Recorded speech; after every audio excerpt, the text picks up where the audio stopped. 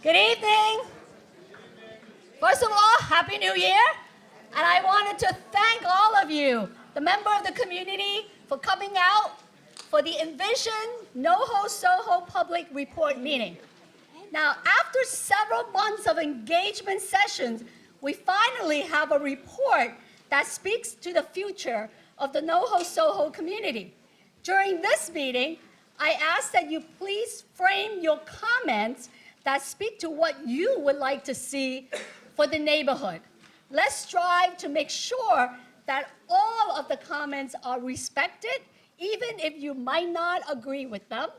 I would like to thank our Manhattan Borough President, Gail Brewer, and the Department of the City Planning Chair, Marissa Lago, for their partnership on this effort. And also, I'd like to thank the staff who is going to be facilitating tonight, Tara, Gigi, and Sylvia. And I look forward to the feedback that all of you will be providing today. So thank you again for being here today. And now I'd like to introduce our Deputy Borough President. Thank you. Good evening, everybody. My name is Matthew Washington, Deputy Manhattan Borough President. For those who are waiting for the Borough President to come, she's here, but because we look alike, she sent me ahead of time. So we thank everybody for making the time this evening to come out. I want to let folks know who are standing up. We still have quite a few chairs in here, so come on down and fill in some seats if you'd like to. But a couple things. I want to thank Scholastic for opening up their doors so we can have the space to have this conversation tonight. Certainly, I want to thank Councilmember Chen for her partnership and Chair Marissa Lago and her whole team at the Department of City Planning for being partners in this effort. And any other elected officials and certainly communities, the Community Board 2. I've seen a number of members here as well. So we thank you all for being here and thank you for investing in this process. You know, it's encouraging to look around to see everyone here tonight. It has been a long process. Many people have come. Hundreds of folks have continually been involved in this conversation and provided feedback and input. And we care, you care, because you live here, work here. This is a home and a wonderful neighborhood. You shop here, we visit here, rent here, you own here. And there's just a lot happening in this area, which makes it so important. And everyone in this room has a stake in what happens in these neighborhoods, so it's important that we continue to work together and listen to each other and to continue to respect each other throughout this process. I know there's some big questions. One of the biggest questions is, what are the next steps? And you know, the truth is we don't know. We put out the report, and with your help, we really tried to identify some of the concerns within the community so that we can work collaboratively to address them. We wanted to give you some time to read the report and listen to the feedback so that we can prioritize what we should be looking at as we move forward. A lot of concerns we've outlined cannot be fixed through zoning changes and will require an effort not only from our offices, but from other city agencies such as the Department of Buildings and Department of Transportation. But we're committed to working together through this process. And I want to say tonight, when we get to the speaking portion, we're asking each person to speak for a minute and a half, so 90 seconds. We are limited on time in this space tonight, so we want to get everyone's comments in as quickly as possible. You can certainly write in comments so we can receive testimony.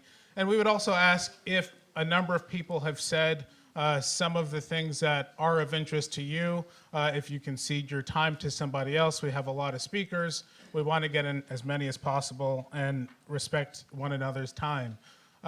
Some of you have made lovely signs and posters. We appreciate the work that you've done. We would just ask that if you're going to hold them up, you don't block the people who are sitting behind you, who are looking at the presentation or otherwise. So we thank you for your appreciation on that. Also, this is not the only opportunity to submit comments and feedback. You can email and submit comments through our website through the end of the month. And we will also be at Community Board 2's Land Use Committee meeting next Wednesday, January 15th. Thank you, Community Board 2, for the space. So with that, thank you all again for making time to be here tonight. We appreciate the collaboration that we look forward to having as we continue to move through this process. And now it's my pleasure to introduce the Director of the Department of City Planning and the Chair of the City Planning Commission, Marisa Lago. Thank you. It is always a pleasure to work collaboratively with the Borough President. You're looking good, Gail, and the council member. The only thing that I would add are a couple of thanks. Thanks in particular to the members of the Envision SoHo NoHo Advisory Group, an unpaid position, and yet it was approached by the members with such a seriousness of purpose. I also want to thank the community. Having been to many of the different sessions, it is heartening, and you shouldn't take it for granted that people are turning out repeatedly, care that much about their community, and I think that it speaks volumes about the special place, or the special places that are SoHo and NoHo. And so I'll leave it at that because obviously the high point of this evening is to hear the feedback, as was referenced by the council member and Borough President. Thank you.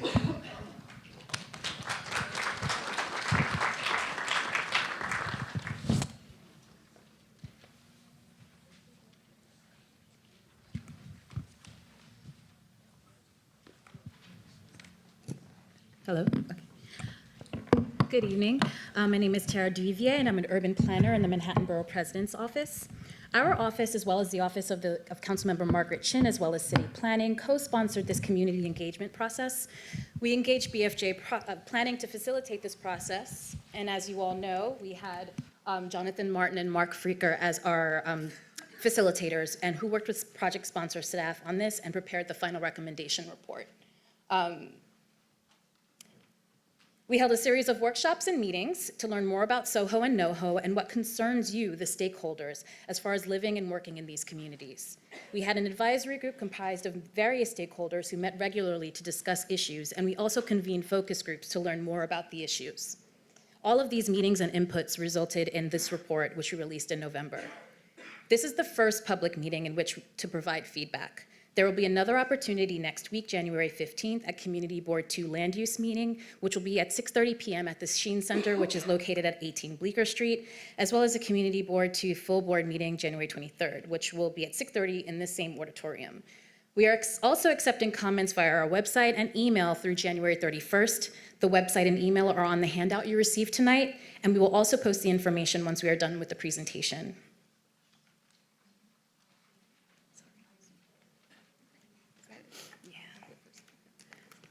That was pretty quick. Yeah.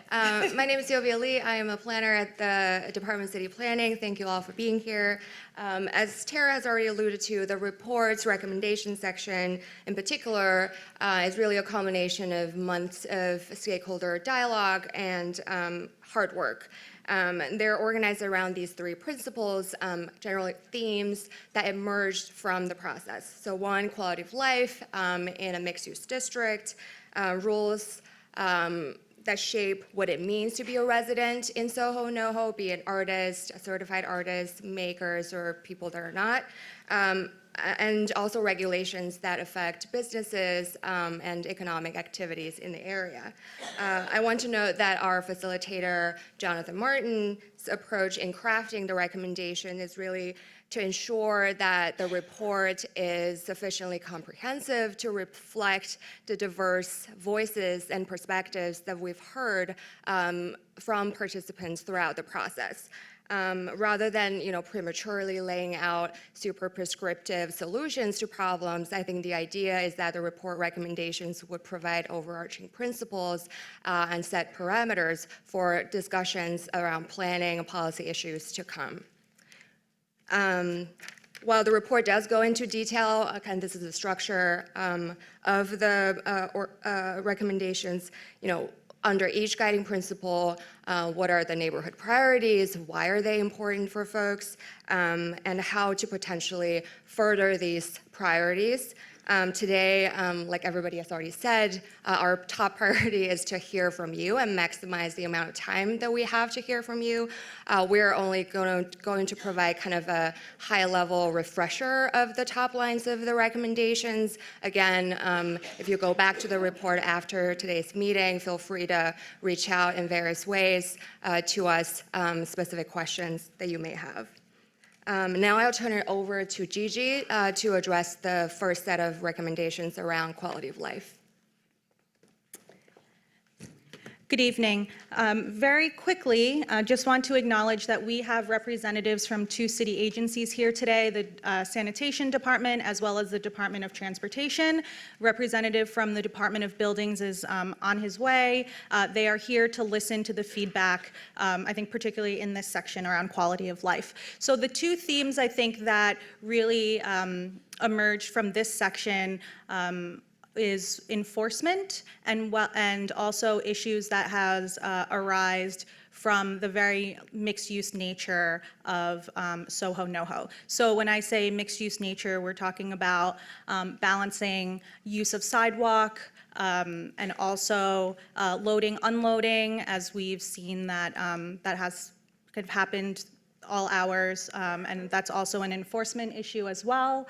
And also the most popular item, which is trash pickup, that also has to do with frequency of service delivery, also has to do with better structure as well. So I think those really were the top level items that came out of all of the meetings for this particular quality of life section, and then also with a little bit of intersect with the state regarding liquor license and enforcement around those issues as well. Under the principle of encouraging neighborhood diversity, the report addresses 3 main focus areas that are listed on the slide. So it talks about the need to address vulnerability that a lot of long-term residents may be experiencing, especially those living in rent-regulated units.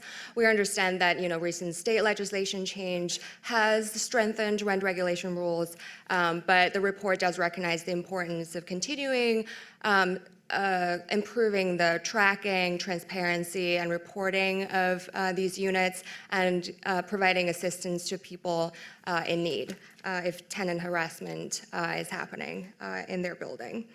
The report also talks about making SoHo, NoHo more inclusive, diverse, and fair as a residential community. By, on one hand, supporting artists and the artist community at large, as well as allowing people that are not certified artists to be able to live in SoHo, NoHo without artist certification. Again, this is where it gets complicated. But we've heard a lot of stories and ideas from people living in the neighborhood who are certified artists and those who are not. The report draws from these stories and ideas and does put forward kind of a potential pathway or blueprint for future potential pathways moving forward. Lastly, the report discusses how we could find opportunities and room for new housing and new spaces for people to live and work and create in the area, recognizing that, obviously SoHo, NoHo are largely located within historic districts, protecting the historic fabric and the character of the neighborhood is an important part of the story. Moving on to the last set of recommendations, these are rules and regulations related to commercial uses in general, governing businesses small and large, different types, as well as kind of arts and cultural establishments that may or may not have a commercial component. The report recognizes that SoHo, NoHo has evolved beyond, manufacturing district to be mixed use, where artists, makers, residents, office, retailers, et cetera, coexist, and that the rules governing these neighborhoods should reflect that by allowing a wider range of uses that are compatible and complementary to one another. In considering compatibility, the report touches upon, kind of various aspects of businesses and commercial uses, such as, hours of operation, loading, unloading, sizes and nature and types of businesses, et cetera. As Gigi has already covered, in order to help different uses coexist in harmony and minimize kind of friction that may exist among the uses, quality of life improvements should be really considered comprehensively. With regards to challenges that small businesses, arts and cultural organizations may be confronted with, the report talks about how to find innovative ways to celebrate Soho NoHo's creative and cultural asset and heritage, remove barriers, support new practices in art making, creating, light manufacturing, and leverage business and nonprofit community to provide support so that these arts and culture establishments can prosper in the area. With that, we would like to turn the floor over to you and start our comment section. The staff along both staircases are still collecting cards if you are willing to, if you would like to speak. We already have a stack of cards here. If you want to leave written comments, that's fine. Pass your cards along too. That's it. And if you'd like to submit online by email, the email address as well as the website is here. I just want to also remind you that if someone has made a comment that you feel also expresses your sentiment as well, if you would cede your time, that would be great, so we can make sure that we get through as many people as possible. So I'd like to, I'd like to apologize in advance if I mispronounce your name. I will try very hard not to do that. We will start with Michael Zepatello, Laura Tenenbaum, Penny King, Bo Riccobino, and Cordelia Person. You can just go to either microphone that is closer to you. Let's call maybe the next mic. Thank you very much for the opportunity to speak. I'm going to hold this up because this is what I believe. I'm on the co-op board at 718 Broadway. We're a 40-unit building. 20 of our units face an empty, functioning, ground-level parking lot at 406 Lafayette Street. And the 20 owners are quite concerned about the changes that may be coming for zoning and FAR requirement changes. So I guess there's no one to really ask this question, but I want to know whether anybody believes whether or not there are going to be changes to the zoning and the FAR requirements, which might allow a large development to take place on that parking lot. Thank you.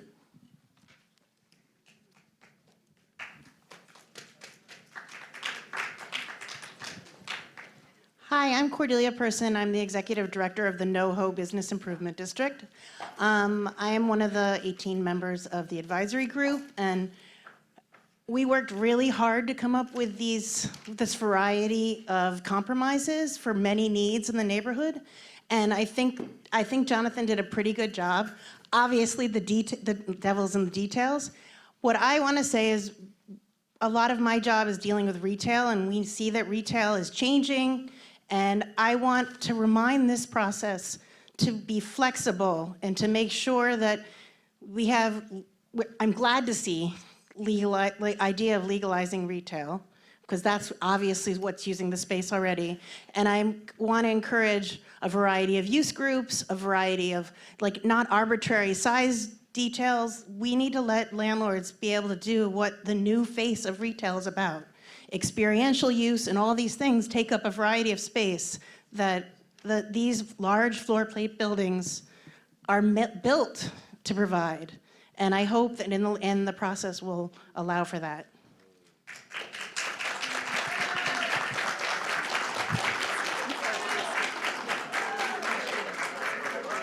Yeah, please, we would ask that you not boo, that we're all here to express how we feel about, we're all stakeholders here, so we do ask that we respect each other. Thank you. My name is Laura Tenenbaum. I've lived in Soho since 1973. I live in an all-artist building. We have never sold it's a co-op. So basically, I guess you can call us privately held, affordable artist housing in Soho. I wanted to address this because one of the things I was going to say is we want to avoid the quality of life disasters that we're seeing moving into our community, such as Snowfields, Zara, Uniqlo. These experiential use ideas will not work in Soho. Our buildings have already been repurposed, and they should not be repurposed for that. It is incompatible with residential uses. It's unbelievably how bad it can be. One of the things I think, some of the things that are really important to me and to the people I spoke to, and having been chair of the land use committee of this community board in the 90s, is 10,000 square feet limit on large scale is important. 5,000 square foot limitation on eating or drinking establishment is vital. I only have 15 seconds more, so I'm going to say another quality of life thing, which is that retail deliveries have to be during the day, between 7 a.m. and 9 p.m., not at night. Thank you. Okay, so we're still waiting for Penny King and Bo Ricobino. I'm going to call the next 5, Kate Volk, Paul Lazar. Yeah, we're going to keep going. We're going to call. I'm just going to call more names so they get lined up. I'm sorry, Kate Volk, Paul Lazar, Modesto Jimenez, and Susan Stoltz. Good evening. I am Penny King, and I'm testifying on behalf of Trinity Church. Trinity's properties are concentrated in the office buildings of Hudson Square to the west of Avenue of the Americas. Trinity also owns 2 properties on the east side of Avenue of the Americas at the western edge of the Soho district. These properties occupy the block front between Grand Street and Watt Street. The parcel at the corner of Grand Street is a small, irregular parcel that has been vacant for decades due to the restrictions of the M15B zoning. Trinity supports the efforts of the borough president, council member, and Department of City Planning to explore zoning updates that may facilitate positive development in the area while balancing the interests of existing residents, artists, and businesses. Thank you. Hi, Tara, it's Bo Riccobono. Sorry, Bo. Yeah, hi, I'm Bo Riccobono. I'm a member of CB2 and Soho Alliance. I had the pleasure of attending many of the sessions of the advisory group. I'm a pretty cynical person. I never thought I would say this, but I would like to thank Margaret and Marissa and Gail, or Matthew, because I think the process actually was very interesting, and it really did reveal a lot of information that I think is necessary. I want to give a shout out to Jonathan Martin, who really had an impossible job. We all attacked him. I was right there attacking him. But I think he ultimately did a great job. I think the report is interesting. It raises a lot of issues. It leaves out a few things that needs clarification and all of that. But I think overall, I'm very impressed with this process so far, which leads me to what is next, which seems to me obvious that there will be a ULURP. And I'm wondering if there are plans right now to go forward and certify a ULURP. That's my question. I mean, we were not really answering questions, but to be very quickly, there is no plan for a ULURP. We don't, again, as Matthew said in his remarks, what we are planning to address in terms of issues in the community are not necessarily going to be addressed through zoning. So it's really, again, part of this feedback session is to understand what the priorities are, and then moving forward, we will figure out what's next, but right now there is no plan for any ULURP anytime soon. Okay, thank you. Uniform land use review procedure, so that would be something, if there were a rezoning or a change in zoning, that would be the public review process that the action would have to go through in order to obtain approval. Okay, so. No more questions. We have a lot of speakers. Okay, ready? Okay, hi, I'm Kate Falk of the Performing Garage of the Worcester Group. And our theater, the Performing Garage, is at 33 Worcester Street. We own the Performing Garage as part of the Grand Street Artists Co-op, one of the original artist co-op in Soho. It is the Performing Garage and 3 residential loft buildings on Grand Street. Monthly co-op maintenance has gone up 300% in the last 12 years. Rising real estate taxes and the needs of the new wealthy loft owners. They needed elevators, they needed lobby renovations. We have the most shares, we only have 1 vote. And we face another assessment this year. All this will only be accelerated by upzoning. We have been a not-for-profit theater for 45 years, for over 45 years, since the late 60s, and we are determined to keep our doors open. We want to articulate a mechanism. What does that mean? Read the report. I think it is, have an idea. We want to articulate a mechanism to stabilize, support, and sustain our theater, and we want to work with elected city officials, city agencies, Soho developers, to articulate this mechanism so we can do just that. I cede my time to Paul Lazar. Hi, everybody. I'm Paul Lazar. I'm a lifetime New Yorker, as many of you are, no doubt. Anyway, on the subject of the Worcester Group, let us know, let us remember that they are a national treasure. They are the single, #1, only theater company in this country whose roots are as deep locally as they are nationally and internationally. They've been a fixture at the Sun Yat-sen Junior High School for 25 years while playing to packed houses throughout the country, throughout Europe, and throughout Asia. So that's who they are. So, and what culture is, which the Worcester Group is probably the quintessential example of, is what makes New York, New York. What culture does is what makes Soho, Soho. I remember the days when it was just empty manufacturing. It's now Soho. And that's because artists came in, most notably the Worcester Group, early on and cultivated culture here. And the commercial entities who are the beneficiaries of this culture have to pay for that benefit.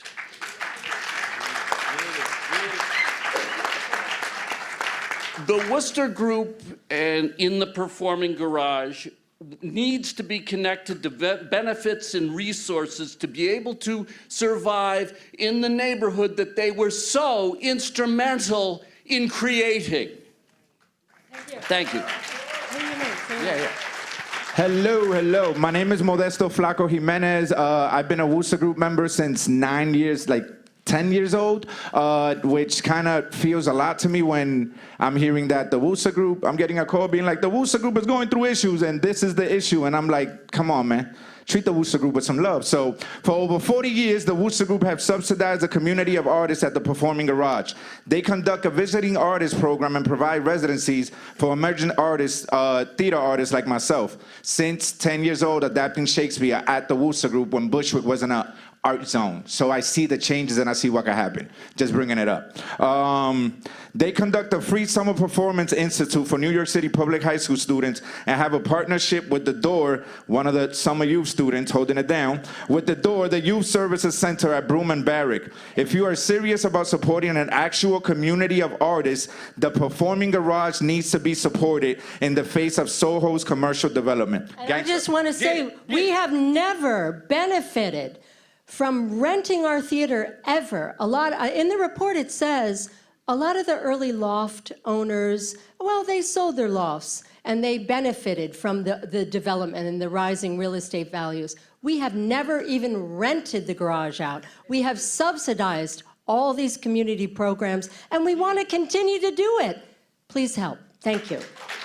All right, Susan Stoltz is up next, but I just want to call the next group of names: Victoria Hillstrom, Claudia Levy, Blair Axel, Mary Rowland, Michelle Kanzo, I'm sorry if I'm mispronouncing your name, and Ronnie Wolf.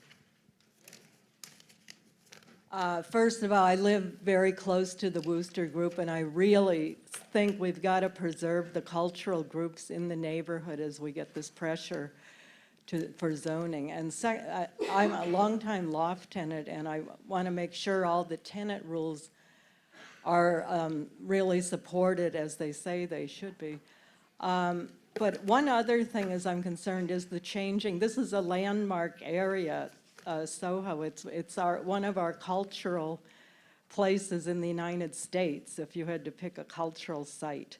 And I really think that we need to think of like building up on top of buildings or any kind of things that could destroy the neighborhood, that's the landmark status, because that all kinds of things could change and that would destroy this neighborhood. So it's both the cultural, it's the people that are living here that I hope age in place, the artists, the non-artists, the people that have been living here that they have no reason to move for another, and that we really save and this heritage that we have in Soho, save what we have now and the past that really makes it the unique place that it is in this country. Thank you.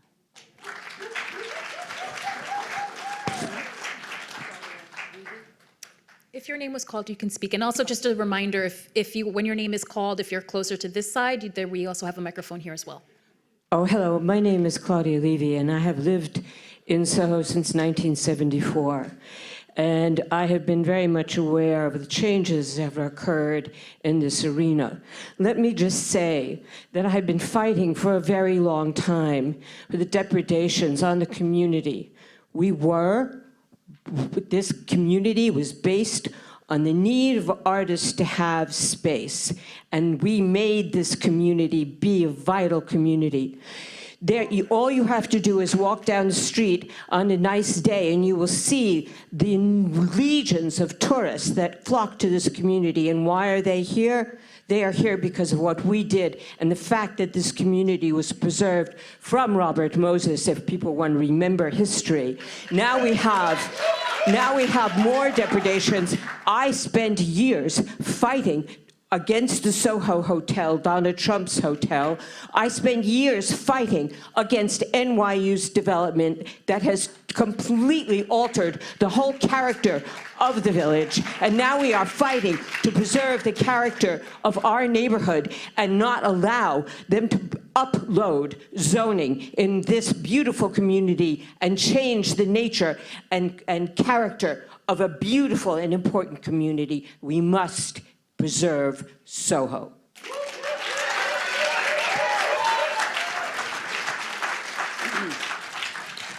Thank you. My name is Blair Axel. I was born in Manhattan, and I work about 300 feet north of here at 589 Broadway. We're a family business.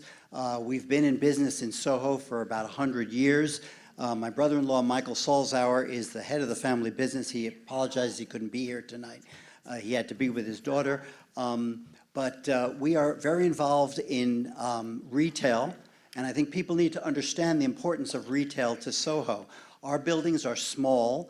They're 4 to 5 stories high. We have a few stores on Broadway and on Mercer Street. We couldn't have a mega retail in our building if we wanted to. They're small. And I want to talk to the importance of keeping Soho's character by keeping its small stores. One of the things that makes Soho interesting is small, interesting stores, small galleries, small restaurants. Our group and myself, we have to order in because there's no more little restaurants in Soho. This is what we need. It keeps it convenient. You know, we're not talking about 7-Elevens that are 10,000, 20,000 feet. This is what makes it interesting. Small stores make it safe. One of the worst things is to walk along a street in New York where there's no stores, where there's no light, where there's no way to be protected. Small stores are important. They're part of what makes Soho, Soho, and it should stay that way. One of the problems that this zoning will try to alleviate is the crazy process of figuring out what's proper under zoning. Our grandfather, who bought these buildings, was an electrical contractor. He had trucks, he had spools of cable when he tried to wire buildings. That's history, that's gone. That's gone 60 years. But Soho is still zoned industrial. And our buildings are legal. We spent a lot of money characterizing them so that it's legal to have retail in the basement, on the first floor, and on the second floor. Much of Soho, maybe most of Soho, is not legal that way. It's never good to have illegal uses. It's not proper, it's not the right way to operate, but also it scares away tenants. We have spaces that are empty that we're trying to rent, and it's very difficult. Excuse me, I'm sorry, you're past your time. We have a lot of Let me speakers. just finish. It's very difficult when people don't understand the zoning. They say it's too arcane, it's too complicated, and they move on and they leave the neighborhood, and we have all these empty stores, which is not safe and which is not good for any of us. Thank you.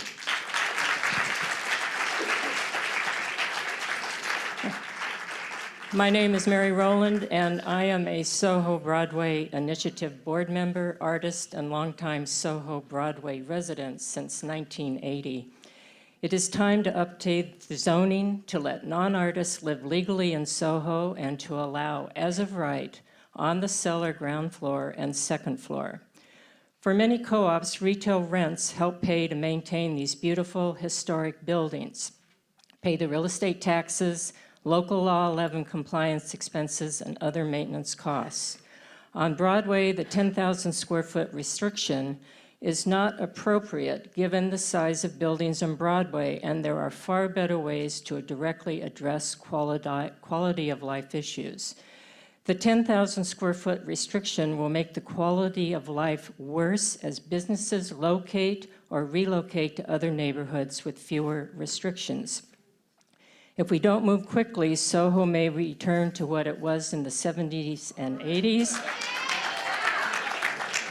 with buildings in disrepair, empty storefronts, homelessness, and unsafe streets. Retail and residential uses have been thriving in SoHo for decades. The rules are long overdue for an update. Let's get to work. The sooner, the better.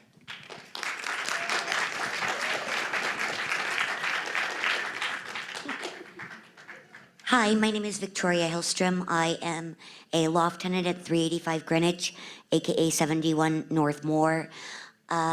We went through hell in a handbasket over the rezoning in Tribeca.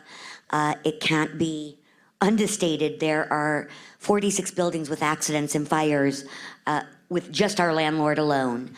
I think it's very important to realize that the artist understood the scale and the light. They understood 16-foot ceilings, and we have impacted design and architecture around the world. These buildings are not meant for big box stores. What made SoHo relevant and really raised the property values is that we're the loft laws, we're the artist, and y'all need to look very long and hard about gilding this lily. So far, this report says absolutely nothing. It says that developers want to come in and destroy our community, as they did in Tribeca. We don't have really quality of life issues in SoHo. We are the envy of the world. We have affordable housing. It's called the loft laws. There are dozens of buildings that are not registered with the city, and that is what we mean by enforcement. It's up to the city to enforce these laws. It's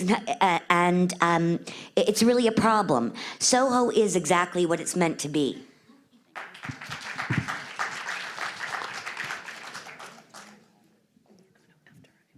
Hi, hello, I'm Ronnie Wolf. I'm a certified artist, lived in SoHo 40 years, and I oppose unrestricted, oversized retail, and I am for delivery hours between 7 and 9. I also want to mention that those of us on Broadway with small retail commercial spaces, I have spoken to 7 of those co-ops, and they are against oversized, unrestricted retail. It hurts their business. Additionally, I am asking the city officials to support or figure out ways that benefits and resources for residential artists, co-ops, and condos to help us maintain our majestic buildings that tourists, shoppers, photographers from around the world come to SoHo for. And the reality is we are responsible for our vaulted sidewalks, we are responsible for our facades, And sometimes there's as little as 5 to 8 residents in these majestic buildings. And again, it's also our affordable housing and those of us who are aging in place. So that's basically what I have to say. So the next group, Todd Find, Lee Benke, Eli Schwartz, William Thomas, and Geraldine Scalia.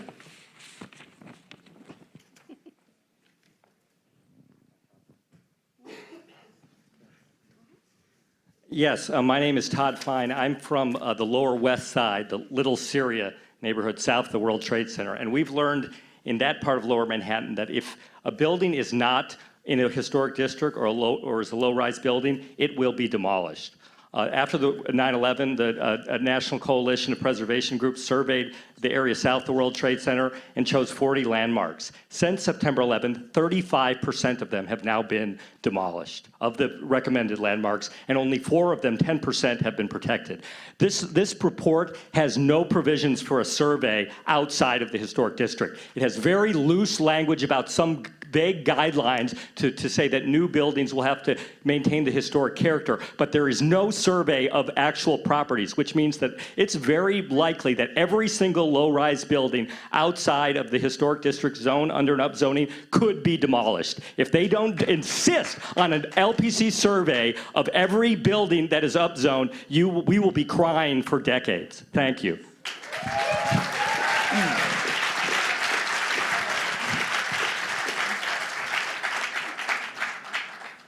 Hello, my name's Will Thomas. I live in the East Village, and I'm here as a representative for Open New York, an independent, all-volunteer, pro-housing organization. Let me start by applauding the good in this study. We're happy that the sponsors note that the city should explore opportunities to increase density, to subsidize and create more affordable housing.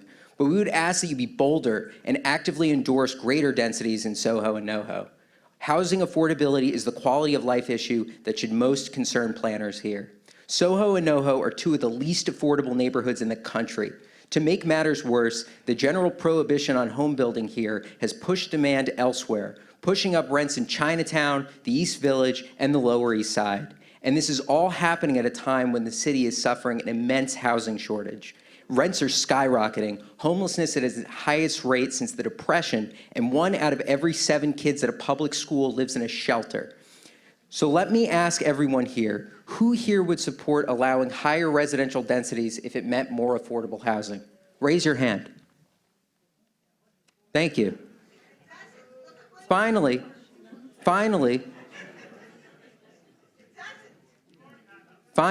we would like to also emphasize that respecting context does not mean limiting ourselves to densities set forth in 1971. There are many historic buildings in SoHo and NoHo that are far above these densities, and we should be able to respect their context while building up. We have put forward a plan that proposes exactly that, and we will hope you will incorporate elements of it. Thank you. Thank you. Okay, before the next speaker, I just want to call the next group of names. I'm sorry, before you speak, I just want to call the next group. Carol Ekman, Diane Welton, Andrew Berman, Marna Lawrence, and Kenneth Fischel.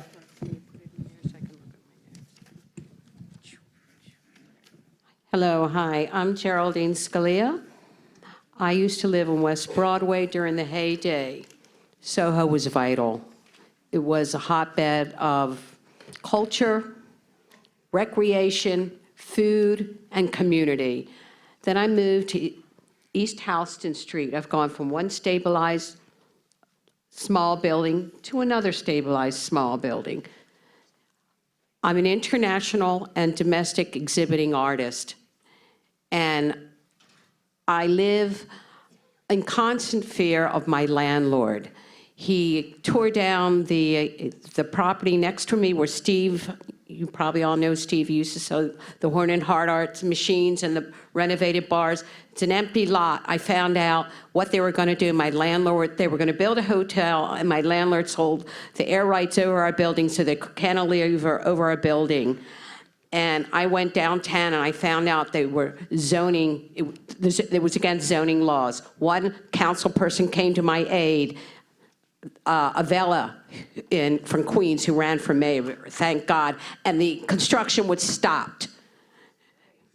I'll tell you, one bit of upgrading the zoning, and my landlord and many other landlords for us low-income people won't have a voice or anything to help us. Artists spearhead fashion. It happened in Greenwich Village, it happened in Soho, it's happening in Chelsea. The galleries were forced out of Soho because of the increase in rents. Please save what's there and our surrounding properties. Thank you. Excuse me, just quickly before the next speaker, we have a lot of people who are not in the auditorium who would like to come in. So if you have a seat available next to you, can you put up your hand so we can just try to get a quick count? All right, so we have quite a few. Thank you. I want to try to get some more people in. Next speaker. Hi, my name is Eli. I used to work nearby. I was a paralegal after law school. I could not live here because it was far too expensive. I had to commute an hour and a half out of the city. I've been lucky enough to be successful in my career. I live in Manhattan, but there is plenty of room to build more for more people. We are in the middle of a housing crisis. This is an area that can very much pull its weight far better, and it would be very much it would be a sin in this environment not to address housing, to have a rezoning where housing is not increased. Thank you.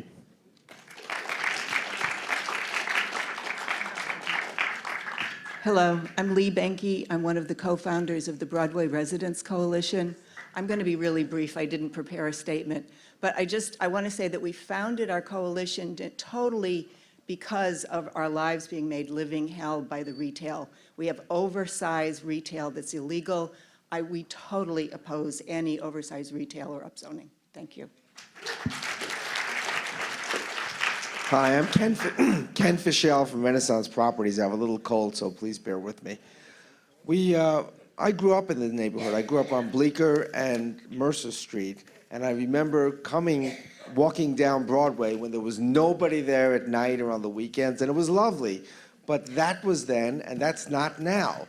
The difference is that now people are here, and now retail is on the ground floor, whereas before, when the 1971 zoning resolution was passed, there was only manufacturing in the neighborhood.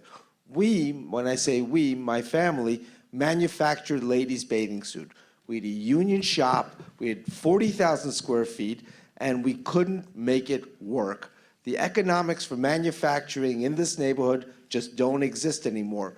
So I will appeal to this board that the restrictions on the ground floor retail, restricting it to manufacturing use only, is archaic and not the way it is in 2020.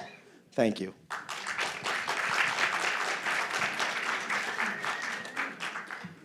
Hi, I'm Andrew Berman from Village Preservation, and thank you. There's two points that I want to be very clear about. One is that we are absolutely opposed to an upzoning in Soho and NoHo.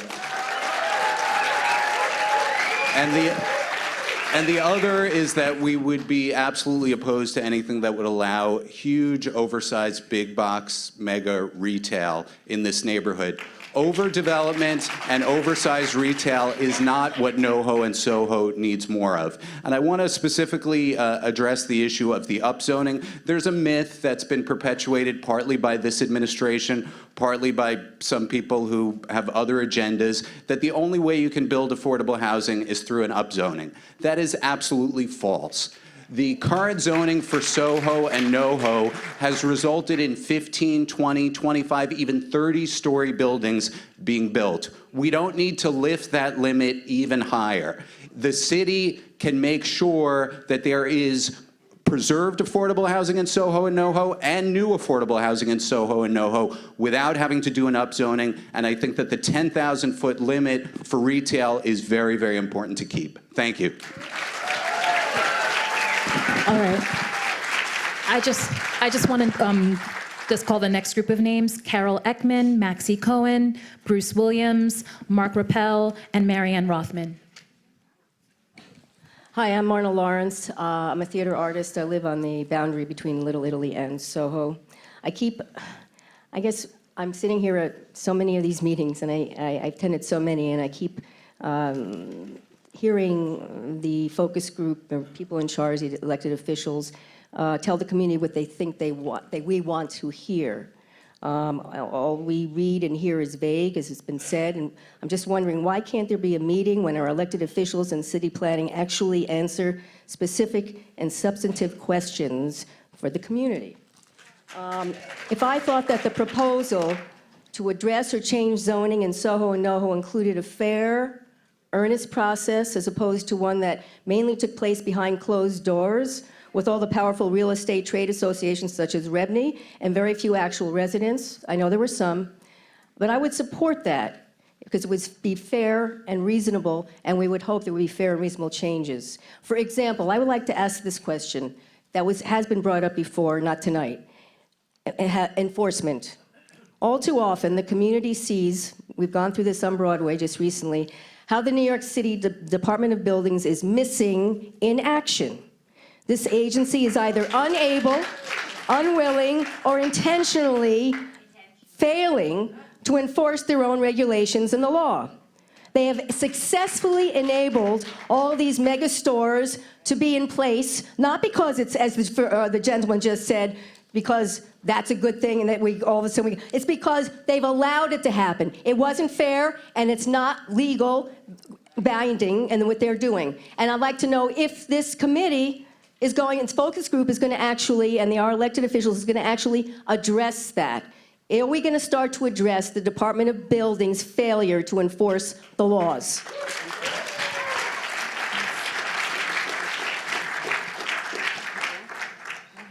I'm Carol Ekman. I moved into a loft, Broadway in Houston, 1976. What the city has allowed to happen already is enough to wreak havoc in Soho for the foreseeable future. I'm thinking of the NYU building, the rest of the tourist drawing crap that is makes me wonder, when will everyone have seen Soho? Because I can't get in or out of my door, which is on Broadway, on weekend afternoons. I don't even bother. There is, I have read that this area is, Soho has encompasses the three most expensive words in the language: unique to the world, unique au monde. It is unique. The 500 cast iron buildings that are here are unique, and they must be treated as such.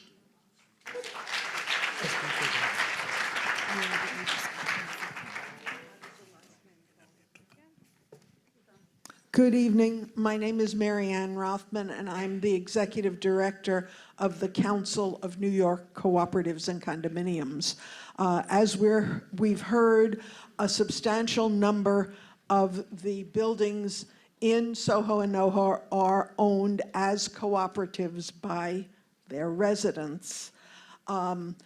And those residents are hurting. They are challenged by some of the zoning restrictions, and they're faced with extraordinarily high property taxes. So I'm here tonight to suggest that requiring today that every purchaser of an apartment in Soho and NoHo be a working artist is impractical. It hampers the ability of owners to sell their units, and it has a dampening effect on apartment values.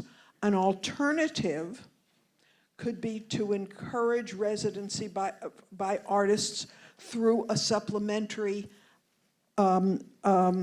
abatement in property taxes for that artist purchaser. Similarly, the ability to house retail in the ground floor of cooperatives and condominiums helps defray the considerable cost of maintaining these lovely buildings. I think that those deserve consideration.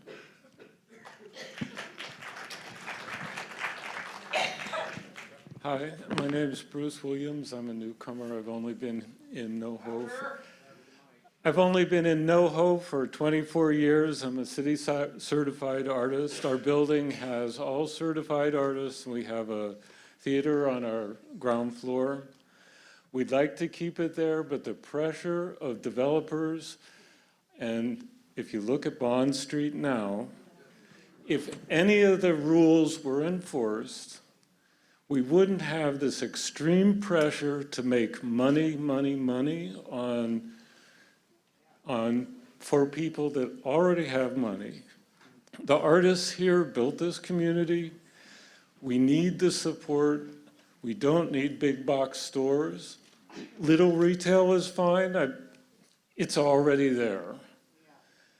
Nobody enforced the laws up until now, and we can't afford big box stores and shopping with experiential things like Showfield, which is just a massive party spot to make money from what used to be a women's shelter.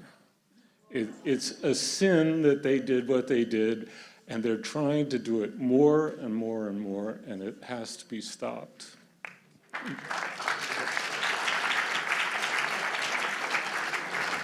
All right, before, I just want to call the next group of names: Margaret Baisley, Brian Steinwurzel, Christine Nosese, Elliot Borowitz, and Ben Wetzler.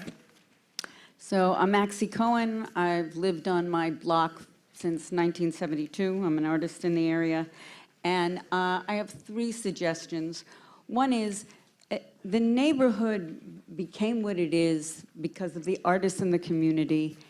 And I would like to think that maybe a committee could be formed that's at least 50% artists to think about these empty spaces, because I have a feeling that we could bring innovation and be looked at. I'd like to think of us as a stellar community rather than you see all over the world new communities with Soho as if we were it. Well, we're not it anymore. We need to be revitalized. It's like the 1% that was put on new building for public art. There may be a way in which we can engage the retail community or the business community that's profiting from being here in supporting the neighborhood. One thing, for example, I thought, like, here's an idea. These parking lots, why don't we have parking lots like in Santa Monica where we can get some cars off the street, put them up, and on the top floors, why is it not like a country club for the people in the community, like green spaces, restaurants, swimming pools? Like, what can we envision for this community to be that can support the residents that are here and the innovation that's already here and the creativity that's already here? And really think about, we don't want to be a ghost town, but we don't want to just be another retail space mall that people can go to anywhere else in the city. Let's keep Soho something special. There are some empty seats, so for people who are in the overflow room, you can come in and try to see if you can find a seat. There's a TV outside. Gail suggested that you raise your hand if there is an empty seat next to you, and we'll help people identify seats. Thank you. This person would like to speak. They just didn't. Okay. Hi, my name is Margaret Baisley, and I'm here to support the recommendations of the SoHo initiative to legalize residential and retail uses here in SoHo and NoHo. I have been in NoHo and SoHo for over 40 years. I own a loft in the beautiful Singer Building located at the corner of, or near the corner of Prince and Broadway. In 1971, yes, the zoning was changed to legalize artists who occupied their units, their lofts illegally. And now what makes sense in 1971 doesn't really work in 2020. We want the same relief now. The vast majority of people who live here can never be certified as an artist. We can't meet the current requirements. In fact, most artists can't meet the current requirements. We want legal residential occupancy as of right, not temporary, not amnesty, not a Band-Aid, residential occupancy as of right. We pay outrageous tax bills to keep these beautiful cast iron buildings in repair. My Singer building is spending $368,000 to repair that gorgeous cornice. You want cast iron buildings? They're expensive. We're the ones who pay to maintain them. We think that retail should also be supported. Walk down Broadway and see all the vacant spaces there. We don't want to see dark stores. We don't want closed businesses. We don't want more graffiti and homeless encampments like the one behind the subway stop at Prince Street. Make it easier to do business here. Get rid of the special permit applications that take years and hundreds of thousands of dollars. Give us more restaurants and some grocery stores so we can go shopping and make it livable. The first rule of urban planning is to make the zoning fit the use. So make the zoning legal. Thank you.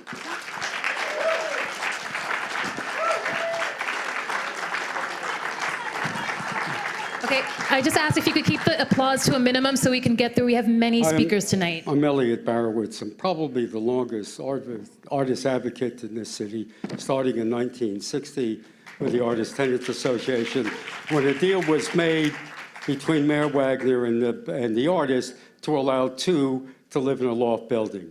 But we kept on telling it, what we were told at the time, that it could only be two because the fire department couldn't rescue more than two. The fact of the matter is more than two would turn the building into a multiple dwelling unit. I also was on the first group of people on the Artist Certification Committee. I have been on the New York City Loft Board for the last 15 years. By the way, the Loft Board says artists and others. It is not exclusively artists. Now, I want to say something about the fact that we need more density and more buildings. It is a fact that there are over 1,000 buildings in the city of New York, in-rent buildings, right, that are owned by the city that are empty. And the idea of tearing stuff down here, building up large stores, seems to me just absolutely crazy. Now, the other thing is, as I walk down here, I live in a loft in NoHo. I'm an artist. And I walked down here, there were 4 empty stores from Houston Street to Prince Street. Where I live, between Bleecker and Astor Place, there were 23 empty stores. And I really propose that maybe what we ought to do is turn some of those stores into places where artists can work. Thank you.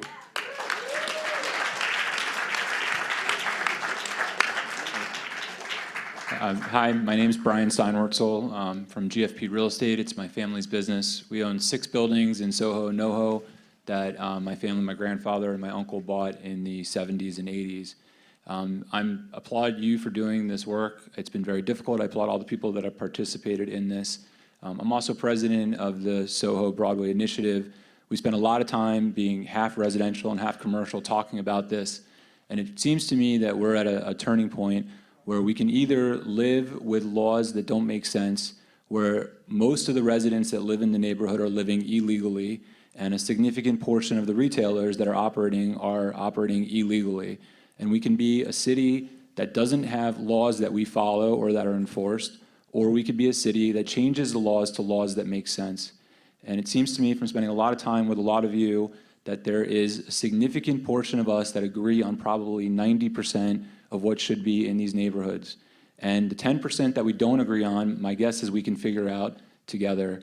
The only thing that I disagree with on some of my residential neighbors is we have a few buildings that are large buildings. They're significantly over 10,000 square feet on the ground floor. And it seems silly to me to make us break up those buildings. And it seems silly to me to make us have to have, multiple loading areas, multiple entrances, multiple points of traffic. And it seems like maybe there's a common sense law for larger buildings that they can have one tenant on one floor. Thank you.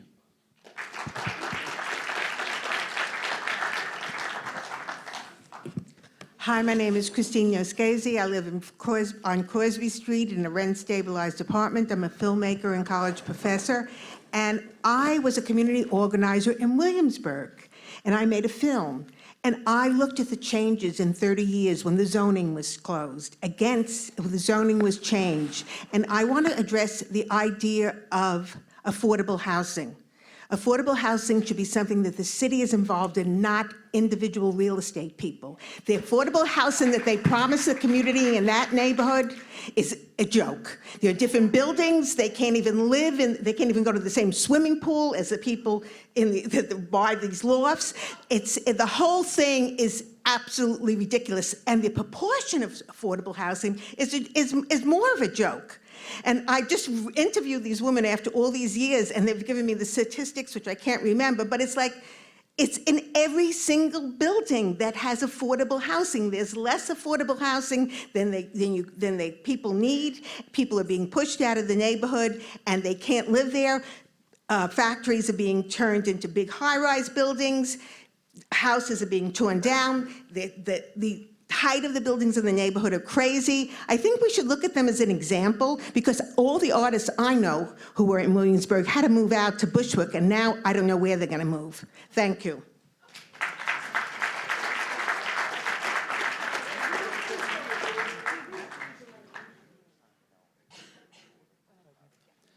Hello, my name is Ben Wetzler. I'm a member of the Manhattan Democratic Party Executive Committee and have been an affordable housing professional and advocate for most of my adult life, which admittedly I'm kind of young, so that's not very fun.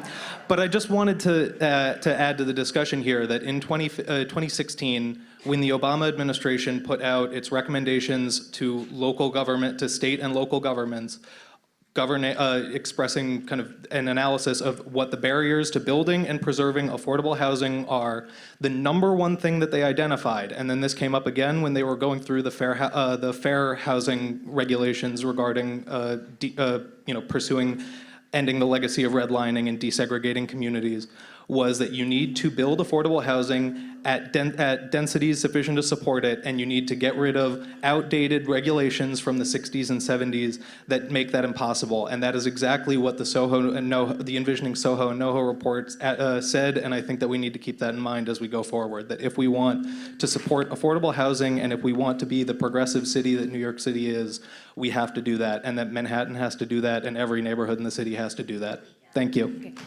All right. Thank you. I'd like to call the next group of names. We did call Mark Rappel, Diane Welton, now Dan Miller, Ken A., Michael Llewellyn, Spencer Heckwolf, and Robin Abrams.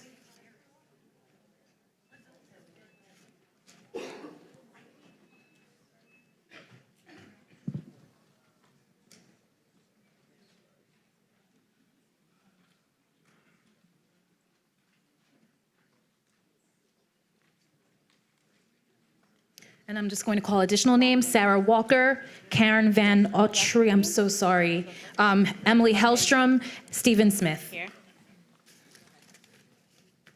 Hi, everybody.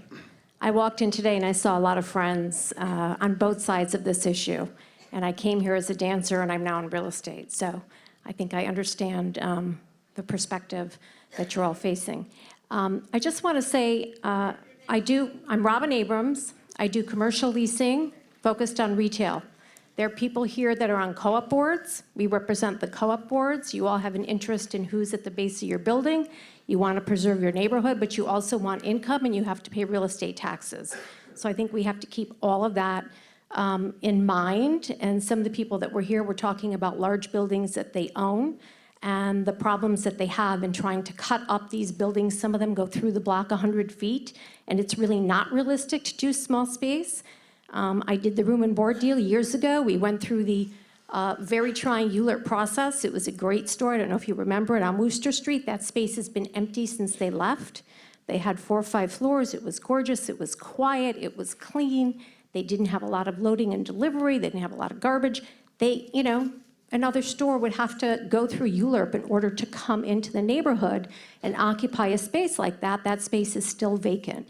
So I think that it's not as simple as one might think when we talk about these issues, and it's not just about maintaining a sense of place and having a great residential community. It's about a mixed-use community and needs on both the commercial base as well as the residential base. Self-regulation generally works in New York, and every neighborhood goes through all of these kinds of issues. I live on 86th Street. Many, many years ago, there were zoning changes there. It led to tons of vacancies, and the zoning was changed back. I remember years ago, and I testified when the Upper West Side was rezoned and nobody wanted Duane Reade's and nobody wanted banks. And by the way, talk to some of those landlords because it's been on the news, it's been in the papers, tons and tons of vacancy on the Upper West Side. I bet you those landlords and those residents would welcome some Duane Reade's and drugstores and banks and whatever uses.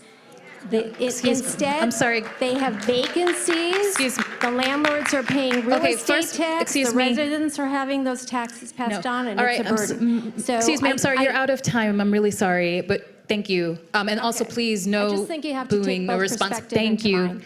Thank you. Hi, my name is Dan Miller, and I just want to urge everyone to pay attention to the environmental aspects of this plan. The #1 source of carbon emissions in the United States comes from transportation, mainly cars. We burn oil to move cars, and that is causing global warming that's going to devastate this country. Events like Hurricane Sandy could become a once every 20-year storm, a once every 10-year storm. Chunks of this city will be underwater because of climate change caused by transportation. So what's the answer? The answer is neighborhoods like SoHo, neighborhoods where you can walk to multiple transit lines. The people who live in this neighborhood have some of the smallest carbon footprints in the entire United States. And the reason for that is that it's easy to get around without a car. So I think that the commission should absolutely allow more New Yorkers the opportunity to live that lifestyle. We should add thousands of units, many, many units of housing so that more people can live in SoHo and not have a car.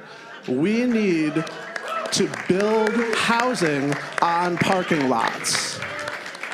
Thank you very much. Hi, my name is Steven Smith. No, please, we ask that you all be respectful and also keep applause to a minimum so we do want to make sure that we hear everyone here who's asked to speak. So my name is Steven Smith. I live in Bushwick, and I've heard a lot of discussion of quality of life in SoHo, and I wanted to talk about the quality of life in Bushwick. Something you see a lot on sign poles, on utility poles, are signs that say, in Spanish, because it's a predominantly Spanish-speaking neighborhood, room for rent. And what does that mean? That means that some family cannot make their rent and they need to rent out a room. And then below that, it usually says, in Spanish, only for one person or a couple. And what does that mean? That means if you don't write that, a family will try to live in that room. A family will call you up, some family from, Peru or Honduras or wherever, will call you up and say, I need to rent a room. How much is your room? $800, great, let's move in. So, there's a lot of discussion about quality of life, about, stores. Someone, mentioned Zara, unbelievable quality of life harm to SoHo. Anyway. What? Yeah, you're proud of it. Well, I think it's a shame that people in my neighborhood need to rent out their rooms and say a family can't move into this. So I would just recommend that, when the city is looking to rezone SoHo, I don't care about the big box stores. I don't care if you allow, 10,000 square feet, 20,000 square feet. Don't allow it. I don't care. Yeah, I don't live there. I can't afford it. Okay, anyway. So, like most New Yorkers, we don't really care how much retail is allowed in SoHo. What I care about is, it's a shame when you see people evicted from their houses, when you see whole families trying to live in one room and being told, actually, no, you can't live in this room, it's only for one or two people. So anyway, I think you should allow housing in SoHo, you should allow as much housing as we can in SoHo, because this city has much, much bigger problems than you feeling afraid to leave your apartment on Saturdays because there are tourists outside. So have some perspective.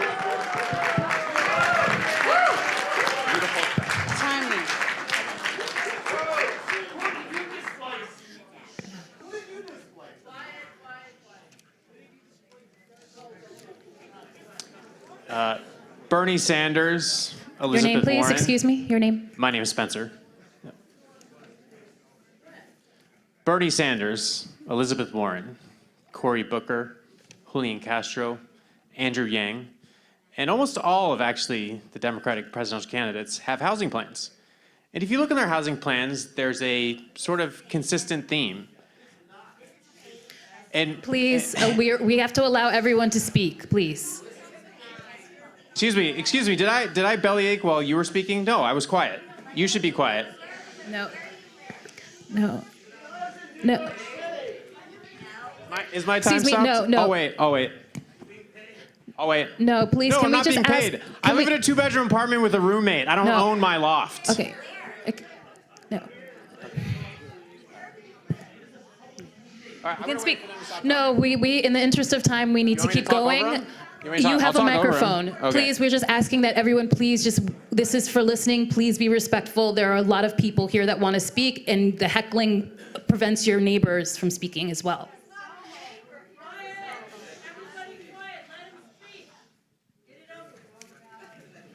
I'll wait. Okay. All these presidential candidates, if you read their housing plans, they have a lot of similar things. They have some different things as well. But one common thing they have is they say rich, mostly white, exclusionary places with high property values need to update their zoning to allow more housing. And guess what? Soho is a rich, mostly white place with lots of transit that can handle a lot more housing. So bottom line is, we need to build more housing, both affordable, both market rate, supportive, homeless shelters, you name it. It all needs to be built here. Thank you.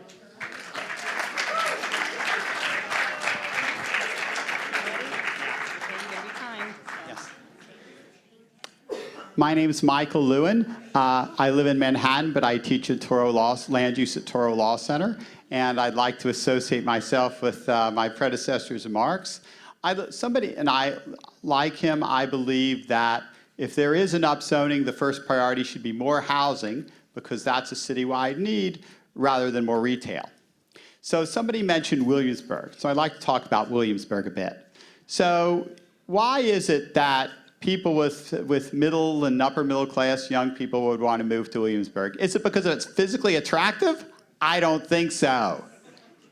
Is it because it's convenient on whatever, I don't know, the Z train or something? I don't think so. The only reason people live in Williamsburg is because they're priced out of Manhattan. And so, if you're worried about Williamsburg, about gentrification in places like Williamsburg and Bushwick, the only way to solve the problem is to build more housing in places in Manhattan.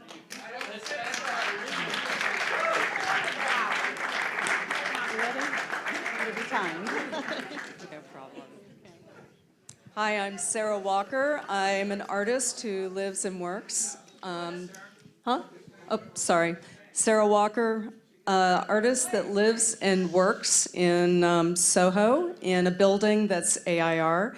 And I know through my community, many of which live in Soho and NoHo, of artists who are certified artists living in their lofts, that there are a number of issues that relate to escalating taxes. Ours rose about 38% in the last several years, and it makes it very difficult to maintain our beautiful building and the street quality that everybody, comes to Soho to enjoy. So, two things. I know that I spoke with Gail Brewer during the very first meeting about the tax issue, and she said that actually this plan may afford the opportunity to deal with the taxes so far as the artist residents and perhaps others are concerned, to make them more amenable for the artists to continue to do what they do here in Soho. The next comment I have is that there's almost no enforcement for a lot of things such as garbage and the things that make Soho very difficult to be in for everybody that visits here. And so those kinds of issues need to be addressed for everybody in this plan. I'd just like to call the next group of names: Bradley Fischel, David Lawrence, Michael Abate, Benton Heinsath, and Akula Azuki.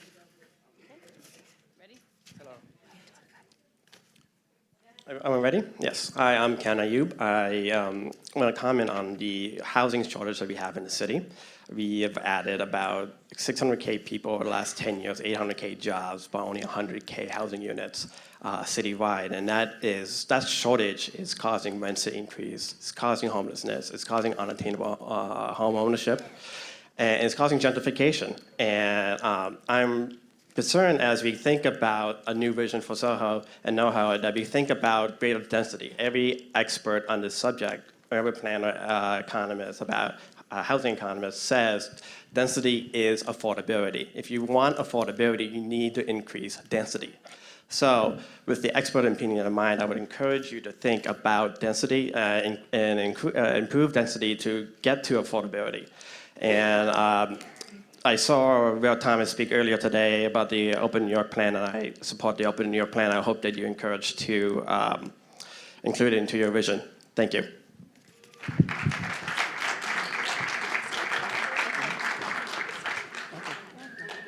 Okay.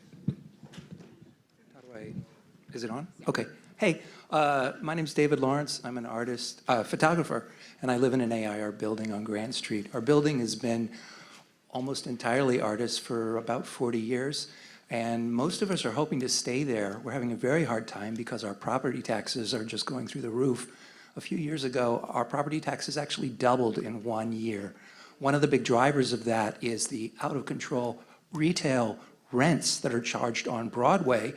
I'm not blaming the property owners for that, but the city has taken to assuming that we are reaping the same profits as those owners. Which is bad.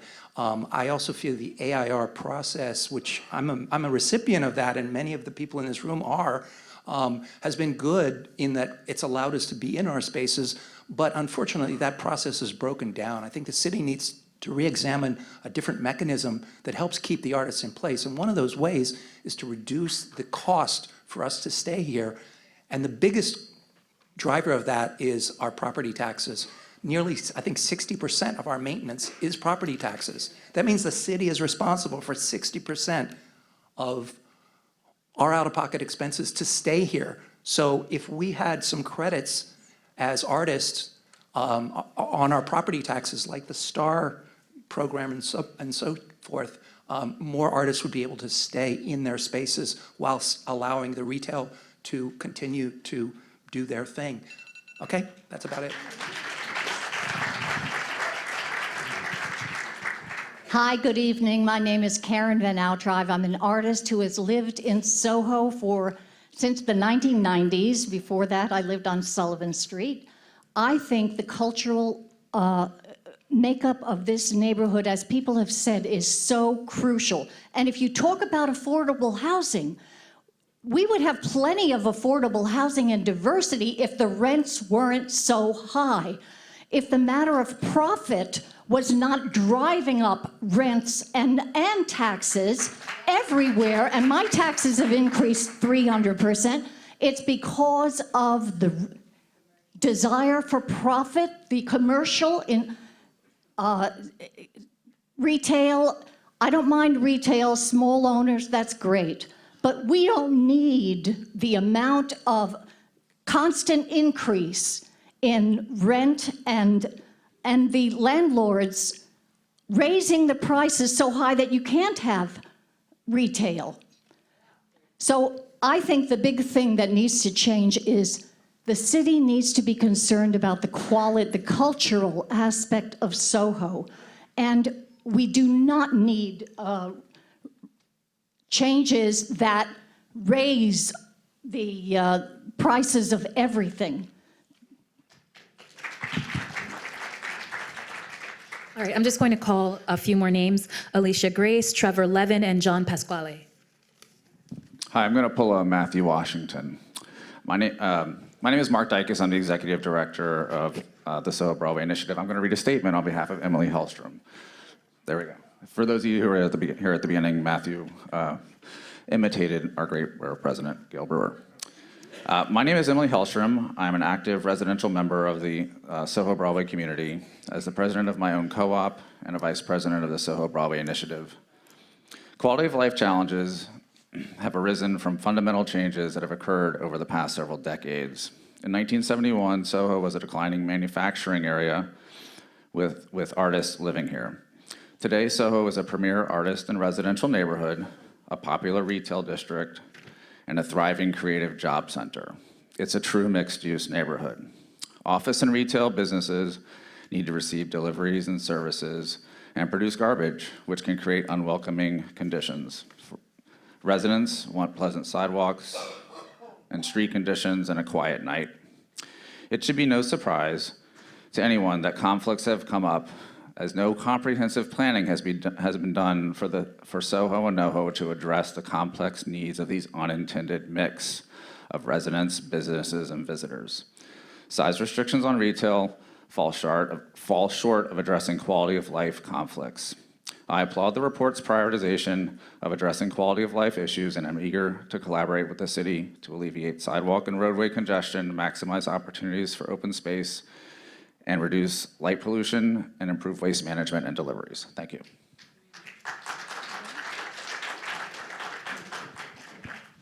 Hi, thank you. My name is Benton Heimsath. I'm an affordable housing professional, and I don't live in SoHo, NoHo. I would love to, can't afford it. I live in Park Slope, so, you know. Here's the deal. We need a lot more housing all throughout the city.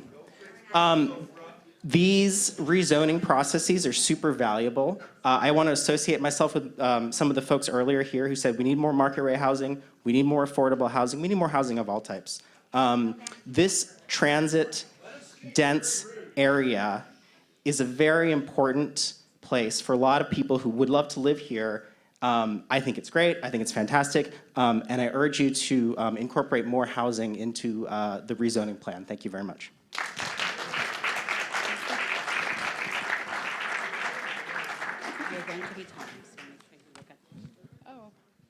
Hello, my name is Akila Azqueen. I was born and raised, and my mom's sitting right there waving at me, in SoHo.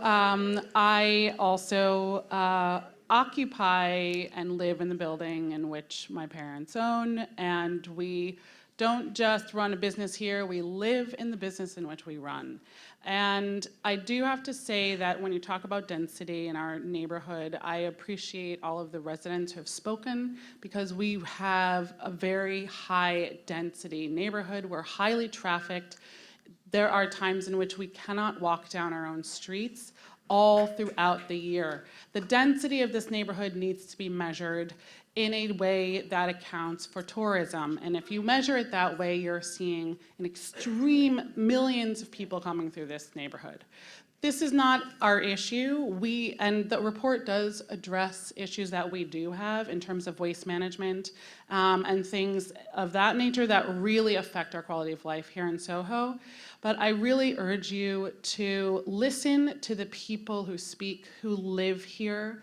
And with all due respect for the people whose grandparents bought 7 buildings and they run a business, but they don't live in the neighborhood, they also have a very different perspective. And this is about our community making it work for the people who live here. The retail has had an advantage here for a very long time already. They have a very clear advantage. So let's just make sure that we keep in mind the human beings behind this issue. Thank you. My name is Yale. I lived in this neighborhood since 1977. And when I keep hearing about, in this meeting, about affordable housing, I'm thinking, like, who are they fooling? They're not building affordable housing in SoHo and Tribeca. That's not what gets built here. It's not like they haven't built buildings around the edges. That's not affordable housing. Why would they put affordable housing in the most expensive neighborhood in the city? They're not going to put affordable. Who are these real estate people who are trying to sell us this silly thing? You know, that's not how it works. This is New York. This is a commercial place. They put expensive housing in SoHo and Tribeca. Affordable housing is going to be in other places. What are you talking about?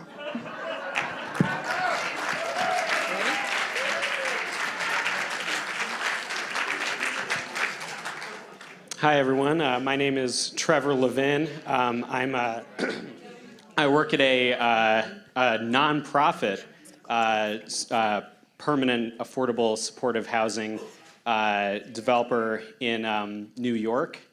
I want to speak to something that other people have discussed, which is the environmental and housing price-related implications of building more housing here in SoHo. I'm totally sympathetic to many of the people who have spoken about how much more expensive SoHo has become since they moved here. I want to note that SoHo's not been rezoned in a long time. Places that I think people get confused because the city often considers rezoning places that are already seeing price increases. Well, in SoHo, which has become much more desirable for a lot of the reasons discussed, that desirability, that demand has been pushed onto the old units, both retail and residential. I have a limited time, but I want to say, many people are not so lucky to be able to have lived here since the 70s, including many of the people who work in SoHo, who are commuting maybe from Bushwick, maybe from Jersey, maybe by car. I think we need to look at the overall regional dimensions of all of these issues, the global dimensions of these issues, even though I also think that it will be great for SoHo to finally have lower prices and more affordability and diversity. Thank you.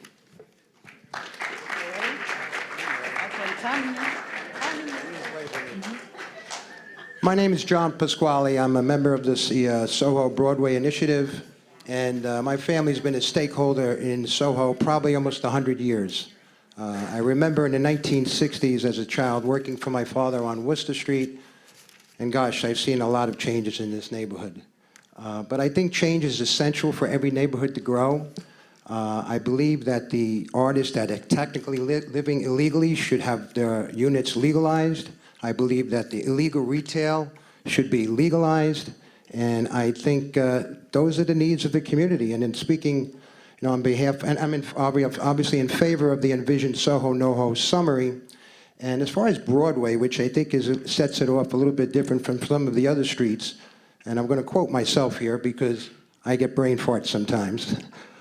Given Broadway's special conditions, which include larger floor plates and building heights, as well as robust transit access and substantial street width compared to the rest of the study area, it should be considered differently with regard to the zoning and regulatory changes. Thank you.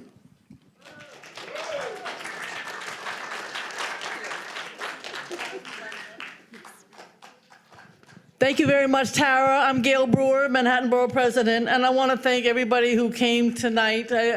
Margaret and I and the amazing folks from City Planning, as well as others, have been at every single meeting. And I want to say that tonight, as an example, the quality of the discussion is very, very informative and very high. If I had my way, this would be artists, it would be small box retail, it would be zone contextual. And those of you who know me know that's how I feel. But we have to work as a group and as a city. Every single person's comments are taken into consideration. There is no preconception. That's why the report was somewhat vague, because we want to hear endlessly, to be honest with you.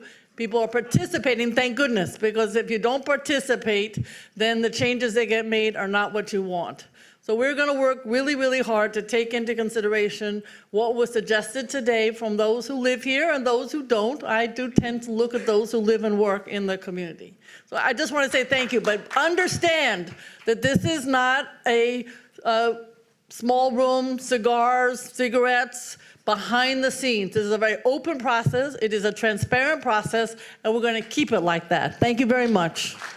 And thank you, Matthew. Thank you all for coming. Thank you all for keeping to your time. Again, we just want to leave the information up here as well as on your flyers. We encourage you to tell your neighbors and other people to submit comments through the end of this month. Thank you. Yes. Hey, the finger point to keep it going. I was